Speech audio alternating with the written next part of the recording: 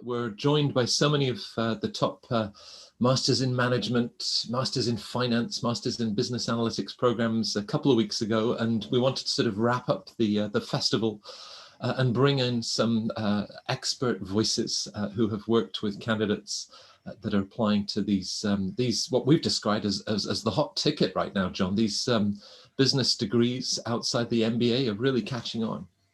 Yeah, I think in many cases, people are demanding more and more specialized knowledge. Companies are asking people to contribute from day one. And a lot of those early entry jobs in business are now more elusive to liberal arts grads. And that has really led to an explosion in specialty master's degrees in different business disciplines.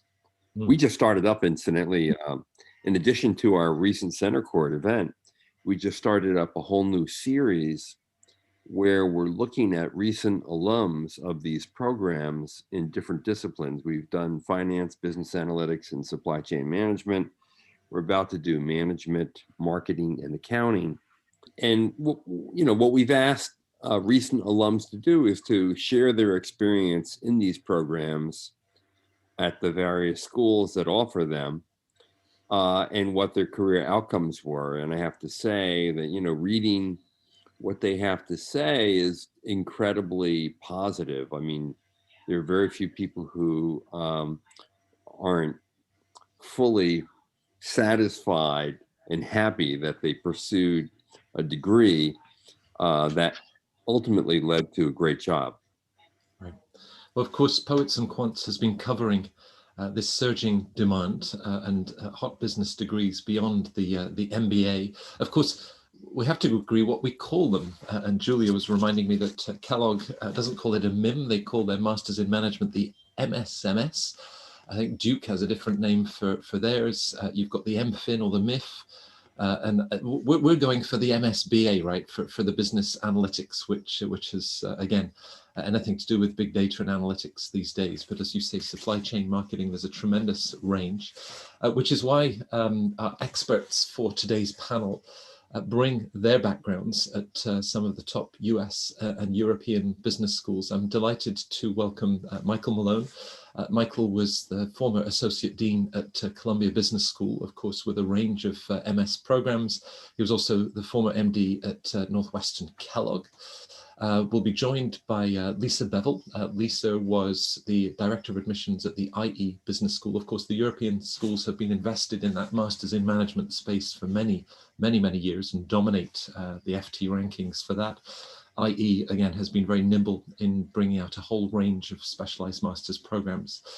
Julie Brady, lovely to have you with us, Julia, the former managing director also at Northwestern Kellogg and at U Chicago. And as you reminded me, where you were the senior associate dean, overseeing both the MS in biomed informatics and the MS analytics, which is a wildly popular program. And of course, some of the big players in the MBA space have dipped their toe in the water, most notably INSEAD. In the last year, they welcomed their first Masters in Management class. I think Caroline Diarty-Edwards, who was the former admissions director at INSEAD, Caroline, it's the youngest group of students that INSEAD has had on their Fontainebleau and Singapore campuses, right? It is for a degree program, yes. They do the, I was just looking at the Summer to INSEAD course, which is for high schoolers. I was looking at that for one of my kids. But yes, for a degree program, it is a big departure for the school because, as you know, the MBA program has a higher average age than the typical top US program. So, the INSEAD faculty have been very used to working with students who have really solid professional experience under their belt. Typically sort of the average is 5.5 years on the full-time program. So it's quite a different experience for the school to be teaching people who are coming straight out of undergrad. But it's going very well. The feedback's been fantastic on the first program. Well, I think that the podcast that you had with John last week, that is now the lead story on the Poets and Quants website, talking to Virginie Fougia, your replacement as the admissions director at INSEAD, says we absolutely love our MIM students. So right. So anyone that's joining us, whether it's on Zoom or whether it's on the homepage of Poets and Quants, we're delighted that you're joining us. And this idea of when to go to business school. Poets already covers so many of the undergraduate, the bachelor's, BBA, but we'll be focusing on the specialized masters, and some of them describe them as pre-experience. Caroline was sort of saying the typical 1 or 2 years of professional experience before you join the program. So why would you consider a specialized masters, and perhaps why in contrast to waiting a few years to do the MBA? Michael, maybe we can start with you. Given the range of programs, why would it make sense to do a specialized masters? So I think the short answer, Matt, is that employers love super analysts.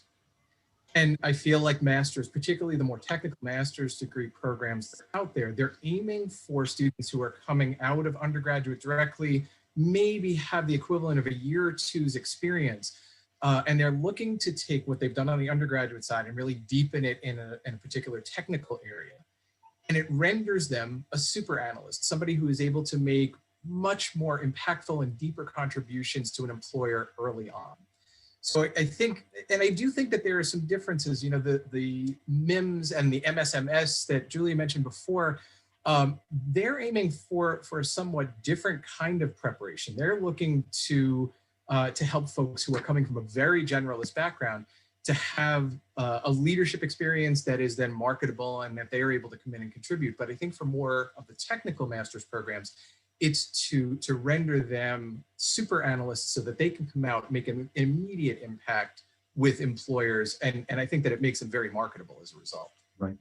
Now, of course, Julia, both from the MBA that you have yourself, but with experience both at Kellogg and at Booth, that second year is an opportunity in the MBA program to sort of stock up on different electives and really get a specialized skill. So what might be going through the mind of either a college senior or someone just a year out of college to say, no, I'm going to not go for that general path, but really specialize?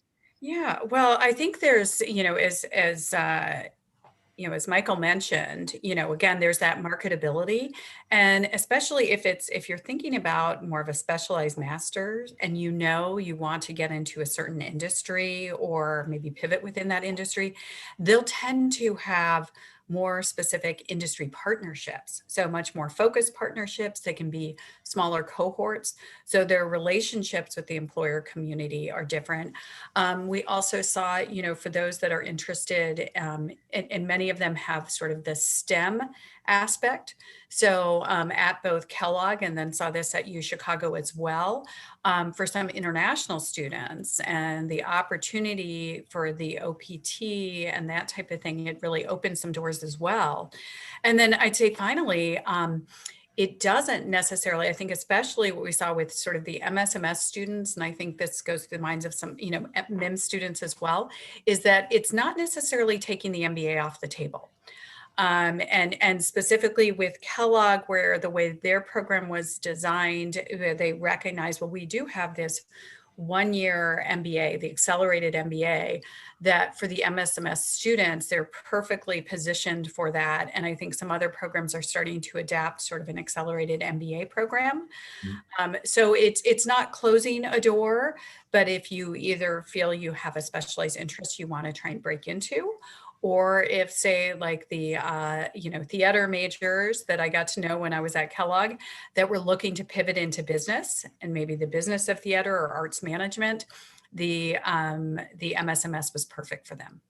Right. Caroline, typically an INSEAD classroom, whether the MBA or the Masters in Management, is already attracting individuals that have had a wonderfully eclectic mix of undergraduate studies. Last week at the CentreCourt Masters Festival, we had somebody that had studied politics and philosophy. I think at the MBA Festival the week before that, the graduate had studied archaeology. So I suppose part of it is a master's that, again, fits into that sort of career focus that people are starting to think about beyond their undergraduate studies. Yes, it's a wonderful bridge. And as you say, at INSEAD, the school has always attracted for the MBA program and is now attracting for the MIM, incredible diversity of backgrounds, of educational backgrounds, and also nationalities. And that creates a very dynamic classroom, which is a wonderful learning environment to come into, to have the opportunity to learn alongside people who have, very, very different educational experience to you, different work experience, because most of the MIM students have, they've done some internships, so they've got some work experience. And that richness of working with people from all over the world, that's a big part of the learning experience at INSEAD, both for the MBA and for the Masters in Management. Right. John, with the festival, we sit down with program directors, with deans. You often put the question to the deans where they feel their business schools will have the most impact in the next 10, 20 years. They talk about big data and analytics, of course. They talk about healthcare, there's real estate, the future of retail. Where do you see specialized masters going? You've already sort of identified places like supply chain. Yeah. Well, I think business analytics by far is the hottest one. It's the fastest growing based on GMAC data. And interestingly enough, of the three kind of masters that we've recently profiled in the past week, where we selected dozen, in the one that's gotten the most traction, even though finance is actually the largest specialty masters in the market. And of course, as you pointed out, the Masters in Management in Europe is really the predominant graduate business degree over the MBA. But I think we're going to see a lot more action on business analytics and its application to artificial intelligence and machine learning as we move forward, because AI is really going to transform the world of work in ways that most people can't even comprehend over the next 10, 15, 20 years. And using basically AI to make work more efficient and to make companies more productive is going to be a very big focus. I mean, a lot of the people who are now studying business analytics are basically trying to get their arms around big data sets and make all the overwhelming data that companies now have helpful for real decision making. But I think the next stage of that is how do you apply AI in analytics, mesh them together to build more productive and more efficient organizations. And I think that's going to be a really big factor in the future. I'm relying on my kids, the next generation, to explain that one to me. Michael, I mean, you talked about analytics as such a desirable skill set for future employers, and I guess that both at Columbia and Kellogg, with your background, a tremendous range of different programs, and they come in at a different stage, lots of options, and also perhaps a different cost. Maybe people sort of thinking, well, the ROI of the Masters in Finance or the MS is quite different from the full-time MBA. It's a great question, Matt. I hesitate to use this, but I'm going to use this analogy because I've heard it before and I felt like it was a good fit. The master's landscape is like a mushroom farm. And I don't mean that it's dank, but I do mean that it is unregulated. When you talk about an MFin at one school, it does not necessarily correlate to what an MFin at another school looks like. And this is one of the challenges, I think, to potential students and to employers who are seeking to hire people who graduate from these programs. It's a big challenge that there is not a level of standardization. The flip side of that, the benefit of that, is that there are a lot of different options, and you can almost look for a more bespoke fit between a candidate's skills or desires to enter the marketplace in a particular way and finding a program out there that is narrowly tailored to the way that they want to engage. These programs, they run the range, but my experience at both Columbia and Kellogg is that these are not discount programs. They oftentimes, in a year over year, you're talking about a price point that is similar to, if not exactly at, where an MBA might land. And one of the additional challenges, and again, this varies from school to school, so I would encourage candidates to really kick the tires on individual programs, but oftentimes the amount of aid that one might find in an MBA program is not available to those in an MS program. It really depends on how the school sees an MS program contributing to its overall portfolio. So that is going to have a significant impact on costs to candidates, and it really, it's important for candidates then to to make sure that they are going out and having those conversations with the admissions folks at these programs to find out what kind of aid, scholarships, and other sponsorship might be available, as well as the employment aspects. Can they do in-school internships to help defray costs and so forth? Those are going to be, I think, a number of the factors that will contribute to decision making. Of course, one of the big differences in a specialty master's degree is they're typically only 1 year long. Mhm. And so while they may be as expensive as an MBA in 1 year, they're half the cost of a 2-year MBA program, right? The other thing that's happening in this market, which is fascinating, is the onslaught of online education in specialty masters. More and more schools are launching online programs that still allow you to still work and earn money while you're earning a specialty master's degree. And I think that that's going to be sort of the most explosive area that we're going to see tremendous growth in over the next few years, because it's just one school after another rolling out these online specialty master's programs.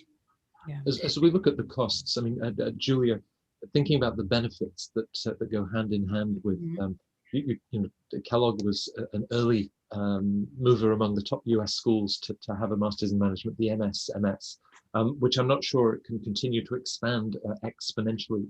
But then the benefits, I mean, you're a member of a wonderful business school community, and presumably these master's students are interacting with the MBA students, the exec ed students that might be on campus. That wonderful hub on Lake Michigan must be full of chatter of different generations and different programs that are all connecting with one another. It's one big network, right? It is, and over time they've actually looked at ways, and when I was still there, how we could intentionally integrate the student experience. There was initially some concern that the MBA students might be resistant to that. And what we found actually was the opposite, because the MBA students, especially in the Chicago campus, they were, working professionals in the evening and weekend program, and they themselves were open to these opportunities to mentor others. They were often on the hunt for talent themselves within their organizations. And so here was this great chance for them to get to know these very talented younger students, and for these students to contribute to the student community, student life, particularly in the co-curriculars and extracurriculars, where if the MSMS students were full-time, they might have more capacity to get involved with event planning and things like that. And the part-time students that also had jobs and maybe families could help, oversee and delegate some of those responsibilities. So really saw that as kind of a win-win culturally. Right. And John was talking. Can I jump in for a second? I think that that's an amazing reflection of Kellogg's culture, and having been there when they launched that program, you're right, that was super intentional. I don't know that that's every culture. I feel like there are schools that do a great job of looking at the whole portfolio. So Kellogg, MIT are schools that they understand where an MS program adds to the community landscape, and they built some infrastructure. My sense of it, having seen a couple different models, is that that's not always the case. So one of the encouragements that I would offer to candidates is talk with current students in those programs and see what kind of a vibe and flavor you get. Do you have access to alumni? Do you have access to MBAs? Do the MBAs embrace, or do they tolerate, or do they ignore? Because the MBAs oftentimes are the culture setters in a big business school, and understanding what the relationship is like, I think, could be super helpful. If it sounds anything like what Julia just described, I think that's an enormous positive and a great predicate for good experience in a school. Yeah. Right. Well, we're certainly getting the feedback that INSEAD, despite a pandemic and of course so much course delivery being done remotely, has really embraced their MIM students. John's comment, Caroline, about program length. Now, even for INSEAD's 1-year MBA program, it's still a big step when you're in your late 20s, to head to business school and this sort of break from your career. Is part of the attraction maybe for some of the MIM students, we often see it reflected in the gender balance of the Masters in Management students, that perhaps the opportunity cost, it just looks good when you're only a year or so out of undergrad. Yes, it's easier to get back into the mode of studying when you're just coming out of undergrad. So I think it's a less daunting prospect at that stage for some people to continue with their education rather than take a break in their career, which can make people nervous about leaving a great job, right? It's not always easy to step away from the workplace when you're doing very well. And so it's a great opportunity to get an INSEAD education before you enter the workforce. I'm just going back to the question on cost, and we're talking about how some of these master's programs about half the cost of a 2-year program. So what is interesting at INSEAD is they're both essentially 1-year programs, and the master's in management is 49,000 euros and the MBA is 89,000 euros. So there's definitely cost differentiation as well. So an incentive for some, I think, to go at that early stage and get that INSEAD experience for almost half of the cost. That's quite a big deal, right? It's a huge cost difference. Right. And opening the doors to the employers that INSEAD is so good at the MBA level, but whether it's MBB or big tech, these masters in management students have those opportunities too. Yes, absolutely. And it'll be interesting to see, to what extent some of those MIM students do then come back and apply for the MBA. Even though, they're both 1-year programs and there are some similarities, especially in the core curriculum, of course, there are a number of similarities. But I would think that there will be people coming back because they'll have got the taste for the INSEAD experience. Hey, if I could go back and do another year at INSEAD, I would. So and the 1 year goes incredibly fast, right? People think that, I think when you come out of an undergraduate degree, which is a different pace to these 1-year programs, you underestimate how fast the experience will go. And it really flies by because it's a very intense experience. And so I think that it will motivate some of those people to think, actually being in business school is an amazing experience. I want to come back and have more at a later date. And so they'll come back and apply for an MBA program. Right. Well, 60 minutes can be pretty intense and move pretty quickly. We touched on career outcomes. Michael, again, you've talked about a portfolio of programs. Whether it's the Masters in Finance graduate and opportunities they then have, working on Wall Street. What are the sort of options that you think versus someone just at the undergrad level, by having that specialized Masters, how does it open those doors? I think that the specialized Masters makes a student highly effective in the marketplace. And my evidence for that is when you look at employment rates at graduation and 3 months and 6 months out, many of these master's programs are well over 95% in terms of their students landing well in good opportunities. So I think that they really capture across finance. John, you talked about analytics being really the hot topic right now. And I feel like employers across industries cannot get enough students with a strong business analytics background. Even marketing science, which was an area that when I worked with Columbia, Kamel Jadidi launched their marketing science program that was extraordinarily well received and steeped in analytics, but focused specifically towards the marketing realm. Like, these are areas where employers just cannot get enough of folks. One area that I would point out, though, is that there are oftentimes challenges to accessing those employers, not because they don't have great relationships. These schools, particularly the top schools, have wonderful relationships with employers. One of the challenges, though, is that because these are master's students, they're not necessarily adherent to the same recruiting cycles as the undergraduates, and yet they are seen as super analysts. So one of the things that I think candidates should be aware of is that they have to work very closely with their program and potentially with their career centers to figure out exactly how to get in front of these employers. Because once they do, they're going to be a really hot commodity, but they may have to do a little bit of extra work in order to generate that connection and that relationship. We often see with the MBA that there's this wonderful opportunity. You're surrounded by open-minded, talented, ambitious, bright classmates, and anything that you submitted in your application about what you're going to do post MBA goes out of the window, but for very good reasons. Did you see that same sort of adventurous spirit, Julia, with the master's students? Is it a great opportunity to then think about different sectors and the career moves you might take? Yeah, I think so, especially depending where they are in their career. So sort of the more generalized ones, there's the opportunity cost may not be seen as great. And so whether it is to try something overseas, so I had one student I came to know in the Kellogg program who was interested in brand management, was having kind of a tough time breaking into it in the US, but she had an opportunity come up in Asia. And that was kind of brand related. And it was like, why not? And so she was able to go there and now is looking, has an opportunity. She was a role based in Vietnam, but can really transition to almost anywhere in the world. So she was able to get that international experience.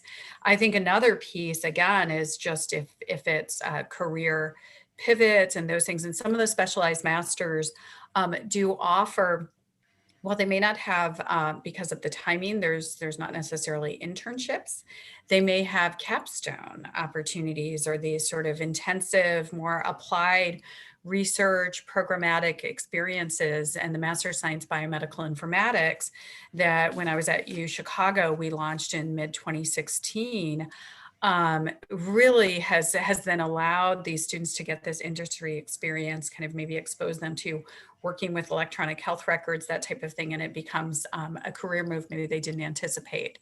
So I think being open-minded is important, really, as you're exploring the different options. See, where they're, who tends to recruit from there, but also one of the things that we were very intentional about at U Chicago was our advisory boards that we set up. So we had these different industry advisory boards. So we had, definitely you'll get some exposure through adjunct faculty, but these, that's where at U Chicago, even though the MS Analytics or Biomedical Informatics is not a part of the Booth School, we were able to tap some Booth alums and others that were related to the university that were more than happy to get involved in that way.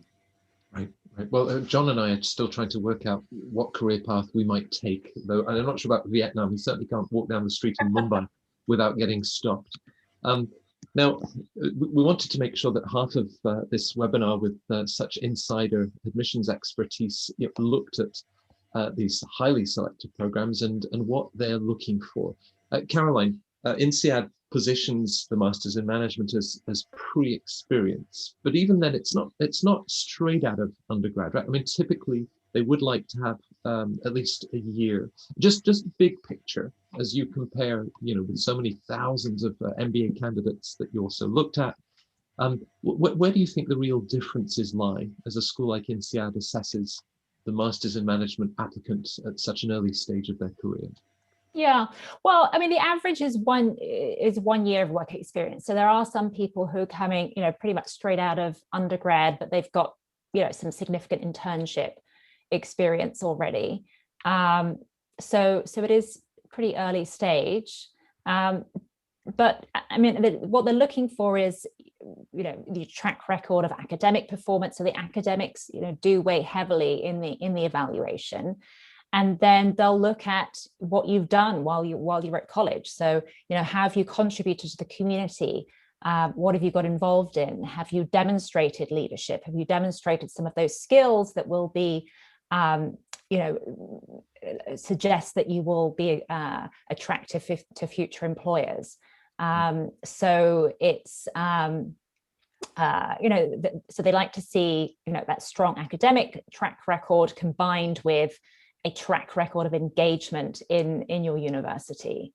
And it doesn't have to be, any particular academic background or any particular type of engagement. It's not that, you have to have been captain of the sports team or, raising vast amounts of money for a particular charity, but there's a huge diversity in people's backgrounds and their interests. And that's actually a plus for the program. As we were saying, they're looking for people with, tremendous diversity of backgrounds and interests. But what they're looking for is those common traits that, you have the ability to tackle a very rigorous academic curriculum, because, you know, it is an academic institution. So whilst they're looking for people who will be professionally successful in the future, they're also looking for people who, you know, can thrive in a very demanding academic environment. So that is very important. But they're also looking for those other traits of leadership, of interpersonal skills, communication, teamwork. You know, how have you developed those skills during your college years, and how have you demonstrated those? And you know, a lot of the young people who are coming in have, you know, a wonderful track record of achievement in college, and you know, a lot of similarities actually with the profiles of people coming into the MBA program, just at an earlier stage. Right. Michael, you had a purview not just of the MS programs at Columbia Business School, but also, you know, overseeing the careers team. As you look, for example, at perhaps the Masters in Finance, would it be important for an individual to, if they had pre-experience coming into that program, does it need to be in the finance sector to then make sense in the Masters in Finance, and of course, ultimately how that translates to the sort of positions you might be pursuing as you come out of the program? Yeah, I do. I love what Caroline said in terms of for the Masters in Management or the MSMS that Julia talked about, that really you're looking for a more holistic background. You're looking for academically competitive, but holistic. I think one of the difference areas when you're looking at some of the more technical is you don't necessarily have that luxury. And I don't think that it means that for an MFin, for example, I don't think that it's an absolute that you have to have come from a finance experience. But my experience at Columbia, there were a couple of dynamics. One is it was super competitive. So there's about a 9% acceptance rate. You know, the programs were smaller than the MBA program, but they were super selective. You were talking about probably a 3.7 or 3.8 average GPA with 730 to 740 average GMAT. So these are highly selective programs. And the more technical they are, the more they're looking for indicators. Caroline talked about this. You're going into a highly rigorous environment. They want to know that you are not going to sink. They want to know that you are coming with the requisite skills and background that you need in order to be successful. So if you have, for example, going into an MFin program, if you have financial services experience, that's great. If you don't, then demonstrating it in another way, demonstrating those skills or background by virtue of classes is probably going to be something that you want to think about or invest in. We often saw folks who had what I felt was great academic potential, but because they hadn't demonstrated the specific knowledge to show up at a master's program where there is no ramp up time, we looked for folks that could hit the ground running. So one piece of advice that I would offer is that if you're coming from a little bit further afield, if you're looking at an MFin program or business analytics program, and that hasn't been what you've specialized in, think about how you can supplement your knowledge base during the time that you may be ramping up to your application. That could be taking courses on edX, that could be doing a MicroMasters as a means of prep and a low-cost way of engaging with the material.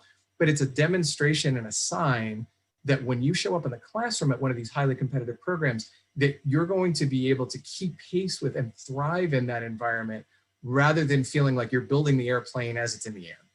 Right. Chicago is justifiably proud, Julia, of you know, academic rigor, that economics department of ours that keeps churning out Nobel Prize winners. But you know, both schools in Evanston and Chicago, you know, academic rigor coming into the MBA program, they both have, you know, very competitive GMAT and GRE averages. They are averages, and others, you know, that's a sliding scale. Do you think for the masters that same level of expectation in terms of GPA and standardized test scores that's expected of applicants? Well, and it depends, I'd say, with the pre-experience programs, where then undergraduate performance and academic performance is seen more as an indicator, because there's not necessarily that opportunity to showcase your skills in other ways, like such as in the workplace and through career progression. So that can be very important. With others, I think I have to echo some of what Michael said. It is with the specialty masters, academics are very important. So if your undergraduate performance is important, but there are ways that if you're planning ahead and you want to shore up and just say, well, I didn't really, whether it didn't perform well in a quantitative class, or maybe just didn't have many of those courses once you hit college, plenty of opportunities. And whether it's edX or through, a local college or online, I mean, right now there's so many opportunities to get that course experience and actually get a grade, potentially get a recommendation from an academic that's going to show that. And then, we talked about timing earlier, yet at the same time, the MSMS program at U Chicago, the MS Biomedical Informatics program, has much later deadlines, application deadlines, than for their fall start. Their two deadlines are upcoming, April and June.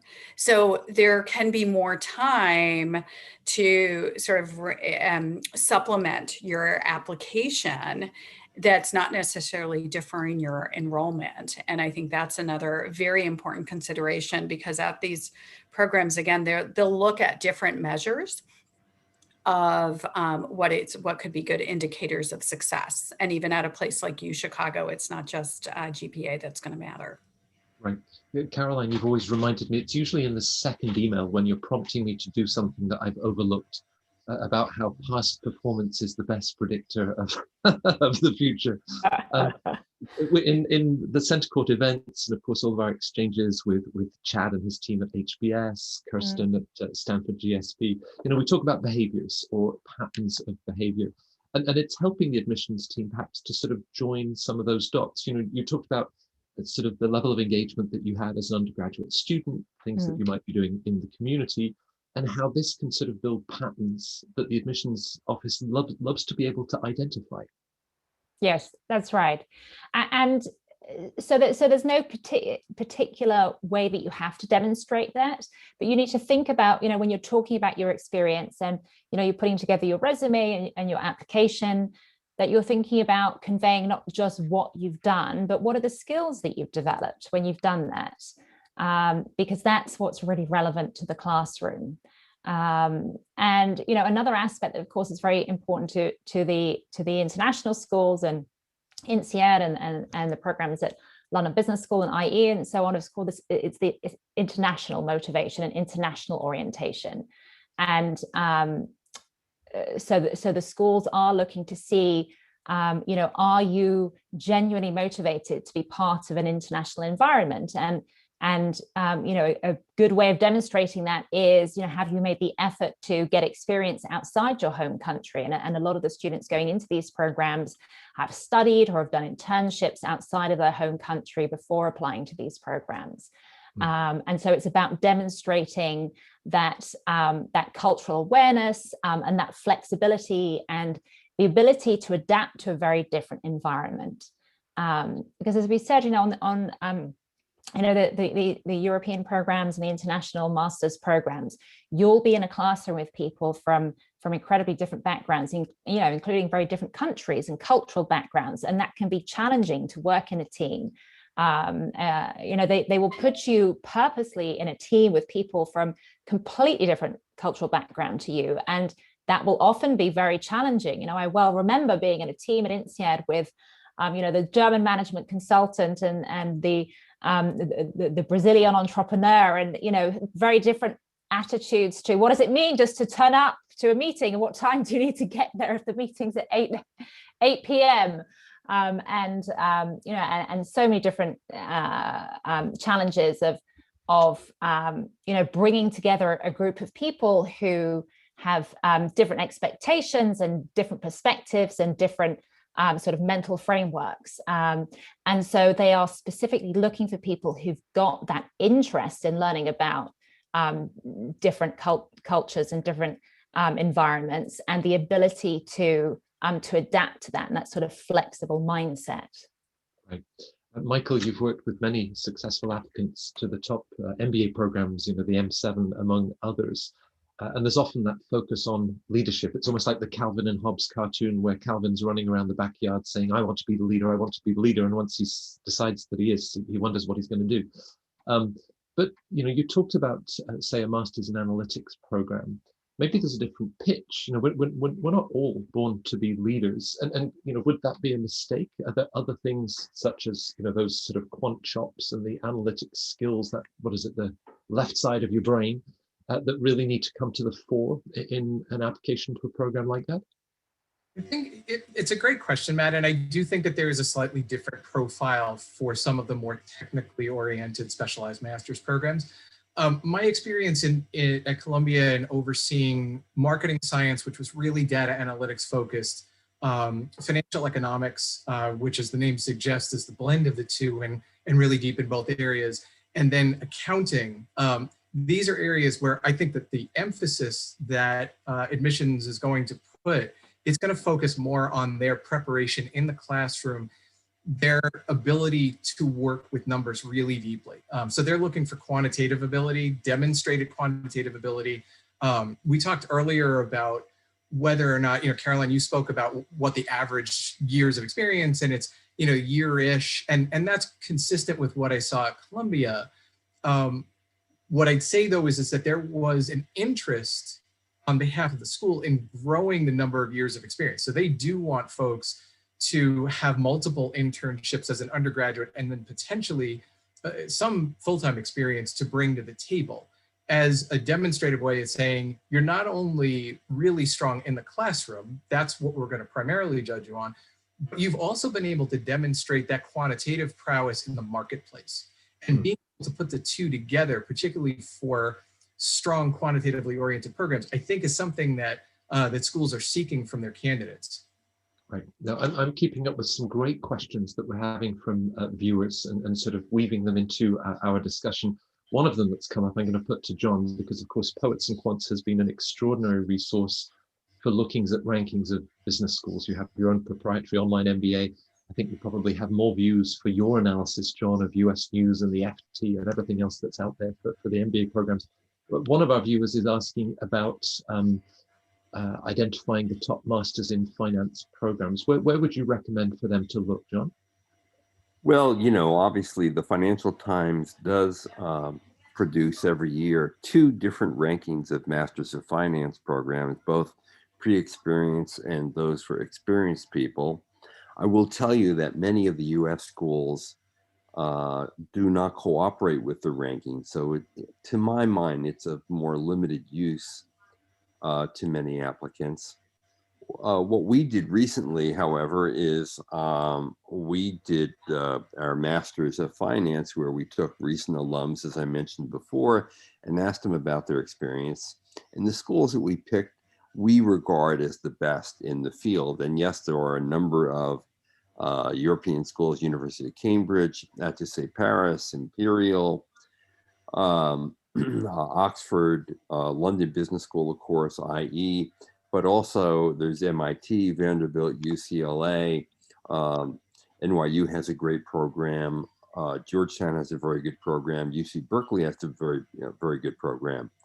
I would zero in on those schools, and I would read about the experiences of these recent alums who will tell you what their favorite course was, who their favorite professor was, what they most liked about the program, what their career outcomes were. And it really gives you a good sense for the school, the program, and what you're going to get if you apply and get in and enroll. And I think that's more helpful. Now, US News publishes a specialized ranking of the best MBAs for finance, but not the best Masters of Finance. And I think that there's a big distinction there, because surprisingly, many of the schools that are considered best among MBAs for finance don't have Masters of Finance programs. I mean, the most obvious example would be Wharton. Yeah, well, we're opening the floodgates with questions. They're pouring at the end. It'll be like a game show, and I'm going to fire these questions at you. Each of you will have, what, 20 seconds to get through them, but do keep coming in with your questions, because of course, you know, we really do want to make sure this is about you and your next steps in your personal and professional development. With a Masters in Management, the MSMS at Kellogg, for example, Julia, you know, we often have the question, MBA, you're looking at a couple of recommenders. They'd like a direct supervisor, but someone might be at the earliest stage of their career. They've done a couple of internships. So what is your advice in terms of who to choose as recommenders? Yeah, I think, if you're coming from out of university, it's really looking then probably at a faculty member that you've gotten to know well, that's had you ideally in a class or two, potentially an academic advisor. So I think, and across the board, and somewhat similar, like even when I'm guiding MBA candidates on who they go for recommendations, sometimes they're like, oh my God, well, the CEO said they would write me a recommendation, or so-and-so this, or I had an internship and I met this person once. And admissions committees can see through that. And so we, as those that have, myself and others here that have been those gatekeepers, we want to see someone who authentically knows you. And then also, doing the reflective work about, as you think about what are some of the stories that you're hoping to tell or the strengths you want to communicate in your application, sharing some of that perspective, or making sure your recommender has had those kinds of experiences with you, so they can share some tangible and concrete examples of how you've demonstrated these skills, how you've been, to Caroline's earlier point, how you've demonstrated leadership, how you work collaboratively with others, just that agility, the learning agility, as well as resilience and adaptability into a program that's very competitive. So really thinking about, that mix of both a credible person, so not just one adjunct professor that you had a limited exposure with that may not be, known at that school, but also making sure it's someone that really does, has come to know you well. Right, so really substance over the job title. And for schools like London Business School, INSEAD, that describes itself as the business school for the world, there might be an opportunity in there, Caroline, a recommender that can talk about a sort of a global mindset, or even within small teams in an internship, you might have had a fairly international team. We haven't all worked in Zurich or Sao Paulo as part of those internships, so the recommenders might play an important role there. Yes, that's right. And if you don't have a lot of international experience, perhaps you can demonstrate the qualities that would help you to work well in an international environment. And it goes back to things like open-mindedness, flexibility, adaptability, ability to work with people who are different from you. So think creatively about how you can demonstrate those qualities. And as you say, Matt, that may well be something that your recommenders can speak to, even if they haven't observed you in an international environment. Perhaps they can comment on your ability to work effectively in a team and with people who are quite different from you, and that would suggest that you may be successful in working across borders and working with very diverse teams. Right. The wonderful thing about working with Lisa Bevel, who was formerly the director of admissions of both the MBA and a range of the master's programs at IE Business School in Madrid, is her ability to hit the ground running. And Lisa, it's lovely to have you with us. We've been talking about timelines, particularly for those maybe in their last year of college, or in that first year coming out of undergrad, looking for this next step at business school. And Julia was saying with programs at U Chicago, people can still apply in the coming 2 months for programs that start in September. So your thoughts? I mean, that would be a breakneck pace. Just as you've thought about applicants and thinking about the right schools and then putting together their applications, what do you think is a good timeline for the sort of the research, the outreach, and then ultimately putting together a compelling application? Thanks, Matt. Well, two main areas. One would be the ideal, what would be in an ideal world, the timeline, and then the second would be the reality that we're facing with profiles and timing in this moment in still pandemic times, right? So ideally, the application process is an excellent time for self-discovery, for reaching out and learning as you're looking at different schools. What are my longer term goals? What do I want to focus on? What do I want to develop in the years ahead? And then using the application as a time to really get that down on paper and develop oneself and share the story. And that takes time. Like you said, it really takes time to do the school outreach, to get to know different schools, talk to alums, attend different webinars, research the websites, etc., and then go through the application process. So that would be the ideal. In practice, we often aren't looking that far ahead, and that's a skill that's developed over time, and hopefully through the master management to start thinking a little bit more longer term. I think schools are very well aware of that, and well aware that we're living in a pandemic where there's a lot of uncertainty, and so last minute planning has become more of the norm because we don't know what the future is going to hold. So I think a lot of schools will adapt, that there is an opportunity to apply, and schools will work with candidates. Having said that, be sure to put your best self forward in your application. A very quickly put together application is very quickly noticed by a trained admissions team. So to not jump through too quickly, but to really take the time to present the best story and to think about why this step in your career and what you're going to achieve, what are the benefits. Right. John was talking earlier about a school like IE that of course has a great MBA program. There's the Masters in Management. There are many other Masters options. Did your admissions team work in silos and we just look at the applicant for the program that they'd applied to? Or would you sometimes find them say, you know what, this candidate would be ideal for this program, and then have that dialogue with them about other options they might also want to consider? Absolutely the second. It's a holistic approach. So people might have an idea, this is the program I want to do. However, in a conversation say, well, actually, I think you might be more fit for a different program because of this reason, right? Because of your experience, because of your focus, because of your career aspirations. So there's always a holistic perspective. And that's something that IE has always prided itself on in considering who is this person and which is the program that's going to best fit this person so they have the greatest experience they can have. So, and that takes time as well to really look at the application and have that conversation and to talk things through. And that can happen at a master's level, a general master versus specialized master, MBA, executive MBA. So there's always that look at the candidate and what is going to be best for them. Now, as you said, as years go by, we're supposed to get better at time management, and I'm still working on that. Me too. A couple more slides to get through, and then I really do want to draw in some of the questions from the viewers because they're great questions. Perhaps just I can address this to all four of you, and hopefully, when you've heard the others go first, you'll come up with a different theme. How do you stand out, Michael? If you had one piece of salient advice to make sure that you stand out in any specialized master's program that you might be applying to, what would your advice be?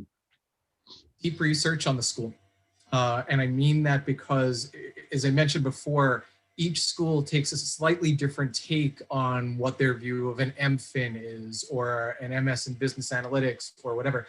And so understanding how does the school specifically approach it and what makes it a little bit different than other schools can help to guide the application and a personal statement in a way that says, I'm not just applying to a bunch of these programs, but I'm applying to you. I understand what your place in the market is. I understand your particular relationships with employers where I might want to go to work.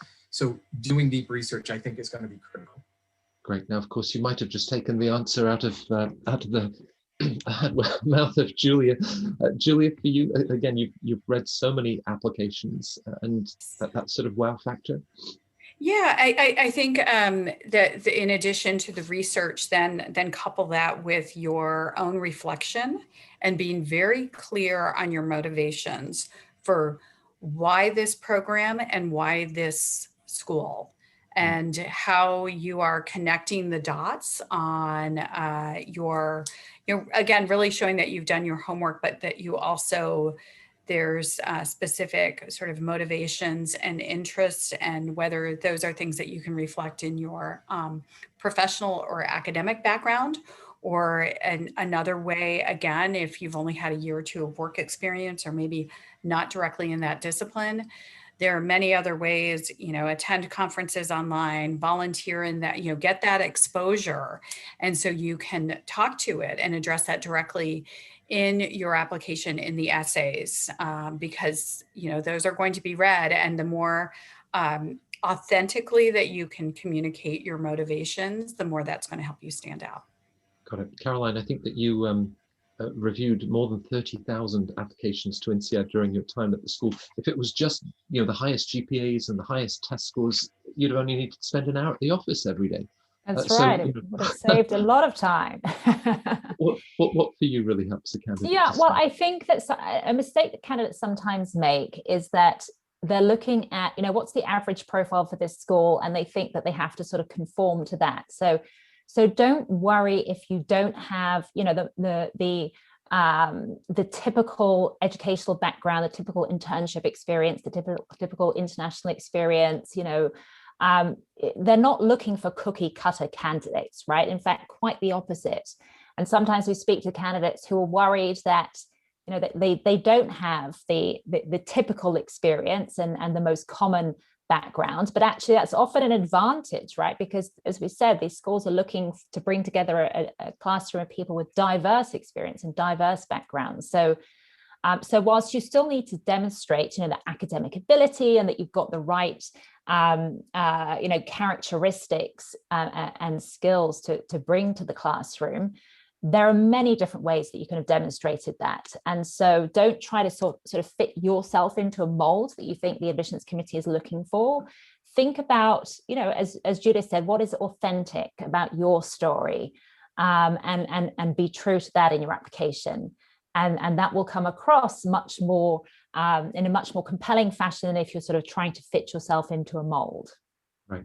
Lisa, you gave the example earlier of, you know, a very experienced admissions team and used to run. So I'm going to slightly flip the question, but of course, if you have an example of what makes somebody stand out, that pitfall to avoid, you know, the thing you looked at, I can't believe I've just read this in the application, whatever it might be, what would be your number one blooper for any applicant to a program?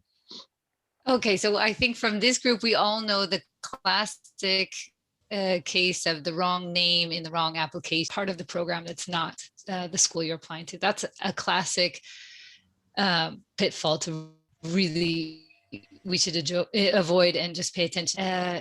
When we think about leadership and the skills of tomorrow, what are the skills that people are looking for? And one of them is that capacity to learn, to be at your stage in life, being able to show your capacity to learn from your experience is important. So when there are those questions that we're seeing that there's not a capacity to learn or to demonstrate what you've gained from what you've gone through is really important. And the other one would be the opposite of being humble. So having that arrogance, you know, seep through the application. So the tone is with which you're speaking. So and they go hand in hand. Typically, those that are not really appreciating the learning from the experience have a more arrogant tone. So humble, focus on the learning. I think those are where you want to strike the right balance in tone in your application. I'm sure all of you in offices in Fontainebleau, New York, Evanston, and Madrid, with colleagues, you must have sometimes shared stories of I can't believe what I just read, but maybe those are perhaps some of the lighter moments that you have.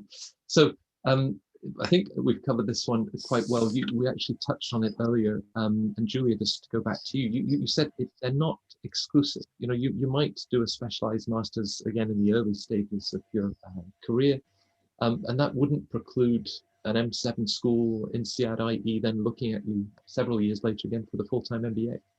Absolutely. And I think especially many of the schools that we've touched on that are, you know, have a strong academic culture, we love lifelong learners. And so it comes back to, you know, having that sincere motivation and a rationale for studying again. I think I saw one of the questions in the chat was, how do I make sure I'm not seen as a lifelong student? But then there's, we also would occasionally see MBA graduates. So alums of MBA programs come in and do a specialized master's later. So it can work the other way as well. And one of my favorite kind of student experiences that then she went on to head up the marketing at the YMCA of the USA. She had done her master's at Booth, or her MBA at Chicago Booth. a number of years later, she came back and did a specialty master's through the Graham School at U Chicago, and then eventually joined the advisory board with one of the programs as well. So found different ways to stay connected, but just was one of those lifelong learners that, again, she realized in her case that as things are changing academically and in the workplace, she could continue to be relevant and kind of position herself at one point as a 50 plus person making a career pivot, that it made a lot of sense. Right. And as before we went live, Caroline was saying if she could go back to INSEAD and do it all over again, you'd do so in a heartbeat. I guess that's the curiosity and, wanting people that want to learn, Lisa, as you said. John, I guess as we draw to a close, my great privilege, both professionally and personally, is to work with all of you, whether with the CentreCourt events and of course with Fortuna. And we hope that, whether you're considering the Masters in Management, Business Analytics, Supply Chain, the Masters in Finance, or many other of these great specialized masters options, or how they contrast with the MBA, that you will reach out to us with your own personal stories and questions. Fortuna has a team, as you can see, with extraordinary experience in the admissions office to provide this level of advice. Now, a couple of quick questions. John, I'm going to send the first one to you. Because you are the first person that gets a press release from a school that announces a new program. Poets and Quants always breaks the news. So as you think about new Masters in Management programs, maybe ES as an example, or just, what do you see on the horizon in terms of some of the accelerated MIMS, MS programs that you think we're going to see in the coming years? Well, I think healthcare is going to be big. There's been only a few masters in healthcare administration, really, in comparison to some of the other programs we've talked about. But I think that healthcare is ripe for a major disruption and more sophisticated thinking about how to manage healthcare organizations and businesses. So I think we're going to see a proliferation of specialized masters in that field from business schools. And many of them could be done in conjunction with a med school, because you're seeing more interdisciplinary efforts at most of the business schools all over the world. I think in sustainability, we're probably going to see a lot more activity in terms of alternative energy sources and how to utilize them. And there's so much interest among young people in sustainability. That I have no doubt we'll see more specialty masters in that area. And I just think business analytics is going to continue to explode. When you look at the employment rates of these various specialty master's degrees, they're all good, but in business analytics, they're through the roof. It's really remarkable. And it's why we didn't mention it here, but some of these programs are incredibly selective. At Imperial College, for example, fewer than 5% of the applicants to their masters in business analytics get accepted. That's below the acceptance rate at Stanford for its MBA program. So don't think also, as you want to go for a specialty master's, that it's an easy road just to get in. You need to apply a strategy. You need to apply to multiple schools. You need to have more than one egg in the basket and to weigh your options carefully. Right. And you spoke earlier about how we'll see more of these programs also available in an online format. I seem to have seen fewer Masters in Finance programs online. One of the viewers has asked if UNC Keenan Flagler might offer the online program. I mean, all of these schools now know a lot more about online delivery than they did 12 months ago. So chances are we'll continue to see more programs at least available in their online format, don't you think? Yeah, and not only more available, but more disruptive pricing. The University of Illinois at the Gies College of Business has already introduced a number of specialty masters online, and those price points are quite low and very, very competitive. Right. It wasn't a question. One of the viewers with Michael and Julia said, you're spot on. Some schools don't encourage that level of interaction between the MBA and MIM students, whereas Kellogg and others that clearly do. I do encourage all of you viewers to check out the alumni profiles that John was describing at the beginning, whether for the Masters in Management, Masters in Finance, Supply Chain. I think there are more you mentioned that are coming, John, because as Michael said earlier, doing the research, and I think just those alumni voices give so much insight. You know, they have incredible enthusiasm. Clearly, they've had a wonderful year, but beyond that, just the sort of, you know, what was relevant to them, the school cultures, they really emerge, I think, from the sort of testimony that they provide. But we are. It also gives, you know, by reading alumni about their experiences, it also gives applicants the wherewithal to ask more informed questions of admissions, so that when you attend an admissions event for any of these programs, you can frankly stand out by asking, you know, the more thoughtful, more probing questions that help you decide what the best program is for you. Yeah, yeah. Best question that any of you ever had from a prospective candidate for any of the programs? Maybe the best, perhaps the most memorable, the most shocking. I mean, people can make a good impression just in those info sessions and different events that you hosted, campus visits, I'm sure. The memorable ones for me, Matt, were, and I've had them only a handful of times, thankfully, but going back to Lisa's, here's what not to do. As an applicant, I've gotten on occasion the, like, how much money are you guys going to give me? Because I'm shopping. And I think that may be true, but presenting it that way may be a bit problematic for your candidacy. So, you know, I think recommending that there's a little bit more polish applied and that you're not approaching things in a transactional manner, but more in a relationship manner in a more thoughtful way is likely to not get you on that, wow, they asked that question list. You can be too blunt. Also, you know, people should remember what Michael said earlier. You know, there's much less scholarship money available for specialty master's programs, and there's a reason for that. You know, at many schools, frankly, the MBA full-time has become a lost leader. The programs are subsidized by a lot of schools, and that subsidization is made up in undergraduate business education, specialty master's programs, executive education, executive MBAs. So there's far less scholarship money available because this is how a school keeps itself vibrant and sustained. Yeah, you're right. And with the full-time MBAs being sort of more the reputation drivers, but also being aware of, you know, cognizant of the current climate in the past year where many executive education enrollments really plummeted for those programs that had more traditional residence-based programs that, you know, include 3 to 4 days on site, 10 to 12 grand.